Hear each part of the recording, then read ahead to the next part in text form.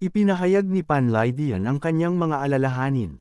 Naniniwala akong hindi magandang ideya ang paglalakbay na ito. Tumalikod si Lasho upang tingnan si Panlaydian. Ano ang hindi naaangkop? Gustong linisin ng pinuno ng sekta ang bahay, na naiintindihan. Ngunit narinig ko na si Yu Xinhai ay napakahusay at makapangyarihan. Hindi siya magiging madaling harapin. Kalmadong tumugon si Lasho, alam na alam ko ang sitwasyon. Ayaw mo lang bumalik sa Clarity Sect, hindi ba? Maaaring ikaw ang unang taong kayang gawing napakaliit na bagay ang pag-iwas. Walang pakialam na sinabi ni Leng Lasho kay Panlaydian. Tumugon si Panlaydian, Leng, hindi ka ba komportable kung hindi mo ako inaaway? Tumugon si Leng Lasho, Panlaydian, tinuturuan kita kung paano harapin ang takot at kahirapan, hindi lamang upang iwasan ang mga ito. Madalas magtalo ang dalawa, at karaniwang hindi sila pinapansin ng iba, hinahayaan silang magtalo. Sinulyapan ni Lasho si Pan Zong na nakahiga sa lumilipad na chariot at sinabi, Xiaoyu, ibalik mo siya. Pagkatapos ay ikinaway niya ang kanyang braso, na tumatawag kay White Sword.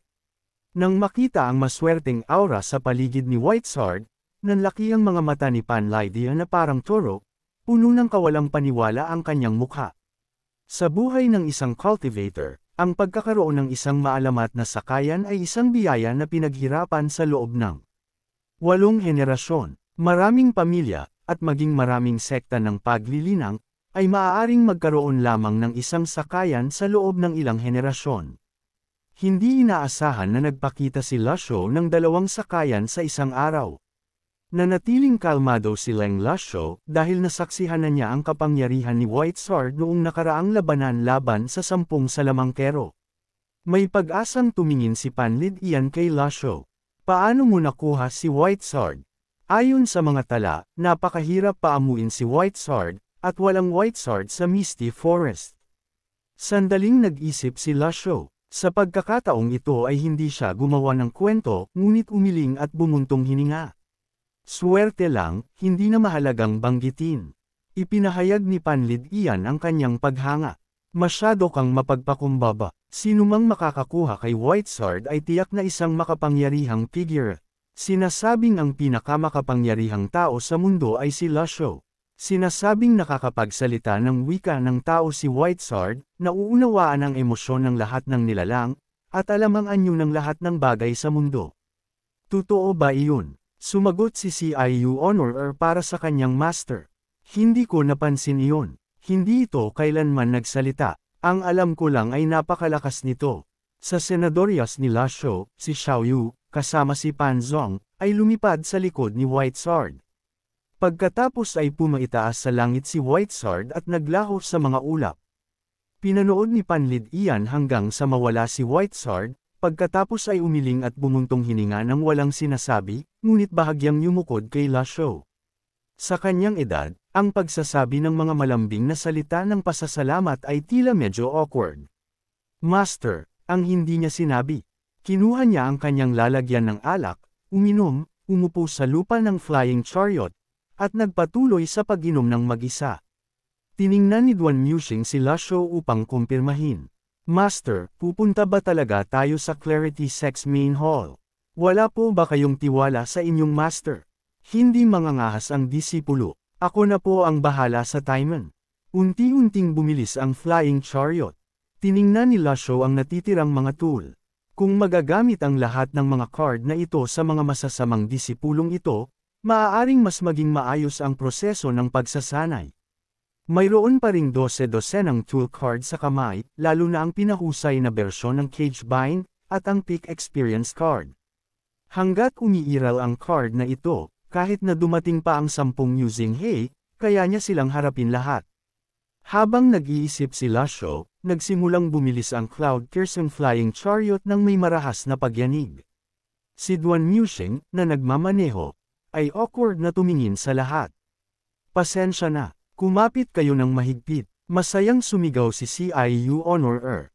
Walang problema, kapatid. Masaya ito. Samantala, sa punong tanggapan ng Clarity Sect, pagkatapos ng isang malaking labanan, ang lugar ay wasak, magulo saan ka man tumingin. Sa ibabaw ng punong tanggapan, nakaparada ang isang higanteng flying chariot, 12-dosenang cultivator ang nakasakay na nakaalerto, na pinamumunuan ng 4 na individual na nakasuot ng iba't ibang kulay ng kasuotan. Pagkatapos ng ilang sandaling katahimikan, hindi mapigilan ng pinuno ng Vermilion Bird Hall, si Yang Yan, na magsalita. Darating ba talaga ang matandang demonyo? Mahigpit siyang tiningnan ni Hua Chongyang. Ingatan mo ang iyong salita. Kung maririnig ka ng pinuno ng sekta, may parusa. Ipinahayag ni Bai Yuqing ang kanyang saloobin. Pumunta na ang elder sa Slender West Lake. Dahil sa kanyang ugali, hindi makakatakas si Ma Chi sa kamatayan. Ngunit pipigilan din siya ng suporta mula sa palasyo. May mga bihasang tao kasama si Wei Zuoyan. Maaaring hindi madali ang pagtakas ng elder. Malamang na hindi inaasahan ni Ma Chi na mamatay. Hindi sa kamay ng pinuno ng sekta, kundi sa mga elder. Tumango ang mga elder bilang pagsang-ayon. Nagsalita si Di Ching. Malaki ang tiwala ng pinuno ng sekta kay Mr. Seventh ng Evil Sky Pavilion. Kung sinabi ni Mr. Seventh na babalik ang elder, tiyak na babalik siya. Nagbigay ng seryosong direktiba si Hua Chongyang. Huwag ninyong maliitin ang taong ito, ni sinuman mula sa Evil Sky Pavilion. Kung hindi dahil sa personal na lihim na puso ng elder, marahil ang bawat isa sa kanila ay kasing lakas natin. Tandaan ninyo, sinusubukan nating antalahin ang elder sa ating mga salita, na nagbibigay ng oras para sa pinuno ng sekta. Nakasalalay na ang lahat kay Yu Hongyi at sa iba pa, kasama tayong 4 dito. Sana, walang mangyaring masama. Ngunit kung mangyari man, tumakas agad kayo. Pagkatapos magtinginan, muling tumango ang 4, na matatag na naniniwalang walang kahihiyan sa pagtakas mula sa gayong makapangyarihang kalaban. Habang sila'y nag-uusap, unti-unting lumitaw ang isang higanteng lumilipad na chariot. Narito na, ang bilis nilang itinaboy ang mga reinforcements ng palasyo. Cloud piercing ito, tiyak na lumilipad na chariot ng Evil Sky Pavilion.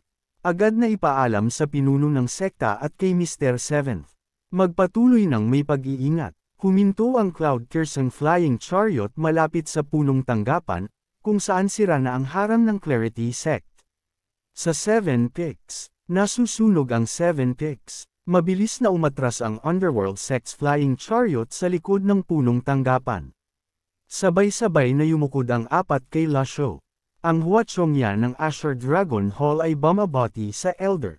Ang Di Qin ng Black Tortoise Hall ay bumabati sa elder. Ang Yang Yan ng Vermilion Bird Hall ay bumabati sa elder. Ang Bai Yuqing ng White Tiger Hall ay bumabati sa elder. Ang kanilang mga boses ay nagdala ng malakas na alon ng tunog hanggang sa cloud-piercing flying chariot. Pagkarinig nito, nagpaalala si CIU Honor, Master, sila po ang 4 na dakilang tagapagtanggol ng Underworld Sect. Bali-balita na sa 4 na dakilang tagapagtanggol ng Underworld Sect, 2 ang may 6 na dahon at 2 ang may 7, bagamat hindi malinaw kung totoo ito. Tumingin si La Shou sa 4 na nasa ibaba at nagtanong, nasaan si Yu Zhenghai? Paisang yumukod si Hua Chongyang at sumagot, Elder, inutusan ako ng pinuno ng sekta na maghintay dito at sinabing bagamat nasakop ng Underworld Sect ang Clarity Sect, kung nais ng Elder, maaari ninyo itong kunin anumang oras. Tumingin si La Shou sa paligid, ngunit hindi niya nakita si Yu Zhenghai, talagang isang tusong disipulo. Humakbang pasulong si Duan Muxing at sumigaw, lumabas kayo Yu Zhenghai at si Wia. Paano kayo nang ahas magtago kapag dumating ang master? Nakakatawa, nang may mas maraming mapagpaumanhin ng ngiti, Mr. Third, pakiusap, pakalmihan ninyo ang inyong galit. Masyadong abala ang pinuno ng sekta at si Mr. Seventh para pumunta. Kalokohan, kung natatakot kayo, sabihin ninyo na lang na natatakot kayo. Bakit papagandahin ng labis? Hindi ba kayo nahihiya? Muling walang magawang yumukod si Hua Chongyang, Elder, bawat salitang sinasabi ko ay totoo. Hindi ako nangangahas magsinungaling. Ramdam na niya ang galit ni La Shou. Kung magpapatuloy ito, maaaring bumagsak sa kanila ang galit ni La Shou. Handa nang umatras anumang oras ang 4 na dakilang tagapagtanggol. Kung kikilos ang Elder, hindi sila mag-aatubili. Hindi sila makikipaglaban. Tatakas lang sila. Sa kanilang 6 o 7 daong nascent divinities, handa na silang umatras. Handa na silang umatras. Sa Tribulation Realm, hindi dapat mahirap ang pagtakas. Si Lasho, na may seryosong mukha, ay malinaw na nawalan na ng pasensya. Kung gayon, sabihin ninyo sa akin, nasaan na ngayon sina Xinghai at si Wei? Nang marinig ito, nag-utos si Huachongyan, hindi sigurado kung paano tutugon. Elder, kami ay mga miyembro ng Underworld Sect. Paano namin magagawa ang gayong pagtataksil? Pakiusap, unawain ninyo, Elder, malinaw na hindi itinuring ni Lasho na mahalaga ang mga ito. Kung tatanggi kayong magsalita, babalik kayo sa akin sa Evil Sky Pavilion. Nang marinig ito, labis na natakot si Huachongyan kaya't nanginag ang buong katawan niya. Elder, patawarin ninyo ako. Isa lamang ako sa 4 na dakilang tagapagtanggol. Walang halaga. Bukod dito, abnormal ang harang sa Golden Court Mountain. Dapat mag-ingat ang Elder sa mga masasamang tao. Sina Bai Yuking at ang iba pa ay labis ding kinakabahan. Narinig namin na ang anak ni Lasho Xingkong mula sa Heaven Sword Sect, na pinuno rin ng sekta na si Lasho Changfeng, ay pinatay ng Elder. Matagal nang naghahanap ng pagkakataon si Lasho Xingkong para maghiganti. Elder, dapat kayong mag-ingat. Bakit magkakaroon ng hidwaan ang Elder sa pinuno ng sekta? Umalis sa Evil Sky Pavilion ang pinuno ng sekta dahil sa pangangailangan. Nang marinig ito, sina C.I. Yuhaner at Duan Muxing, na lubos na nakakaunawa, ay gusto ring malaman kung bakit ganoon katatag na umalis ang pinakamatandang nakatatandang kapatid. Sa pagkakataong ito, nagsalita si Lin Lasho. Gayunpaman, ang pagtataksil sa sekta ay isang malaking pagkakamali. Hindi kayong 4 na mga mangmang. Hindi na kailangang ulitin ang dahilan. Maaari kayong makatakas ng ilang sandali, ngunit hindi habang buhay. Nang marinig ito, nanahimik ang lahat ng 4, tulad ng hindi nila alam kung paano tutugon. Mula sa direksyon ng 3 tuktok ng 7 tuktok ng Clarity Sect, isang malalim na alon ng tunog ang biglang bumalot. Master, bakit ninyo kailangang? Umalangaw-ngaw ang kanyang mga alon ng tunog sa buong kabundukan, at malinaw na narinig niya ang usapan ng lahat. Itinuro ni Lasho ang pinanggalingan ng boses at galit na samaway. Masamang disipulo, si Duan Muxing, na nauunawaan ang pahiwatig, ay agad na pinatnubayan ang lumilipad na chariot patungo sa 3 tuktok. Nang makita ito, nagulat ang 4 na dakilang tagapagtanggol ng Underworld Sect at nag-aalalang sumunod sa likuran. Ang sitwasyon sa 3 tuktok ng Clarity Sect ay hindi mas mahusay kaysa sa punong tanggapan. Karamihan sa mga gusali sa kalahating bahagi ng bundok ay nasunog, at ang mga bangkay ng mga disipulo ng Clarity Sect ay nakakalat ng walang kaayusan sa mga hagdan. Nang makita ang tanawing ito, malalim na bumuntong hininga si Panlid Ian. Sila ang may kagagawan nito. Talagang sila ang may kagagawan nito. Walang ekspresyong nagsimulang maghanap si Lasho ng mga bakas ni Yu Zhenghai. Si Lasho ay nasa estado ng pagkabigla. Hindi nagtagal, nahabol ng 4 na dakilang tagapagtanggol at tumayo sa harapan, hinaharangan ang daan ng lumilipad na chariot. Upang magantala ng oras, matapang na nagsalita si Huachongyang. Elder, hindi lamang ilang beses na pinagbintangan ng Clarity Sect ang Evil Sky Pavilion, kundi nakipagtulungan din ito sa iba pang matuwid na sekta upang subukang lipulin ang Evil Sky Pavilion. Ngayong personal na pinamunuan ng pinuno ng sekta ang Underworld Sect upang wasakin ang Clarity Sect, dapat matuwa ang Elder. Hindi mapigilan ni Duan Muxing na sumagot. Kung talagang mahalaga sa kanya ang kapakanan ng Evil Sky Pavilion, sabihin mo nga sa akin. Ano ang ginagawa niya noong inatake ng 10 dakilang master ang ating master? At noong ikalawang pag-atake ng 10 dakilang master sa Golden Court Mountain, ano ang ginagawa niya noon?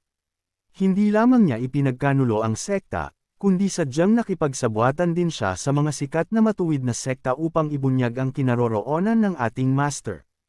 Ang pagtataksil sa master at pagwasak sa ninuno, ang gayong krimen ay dapat parusahan.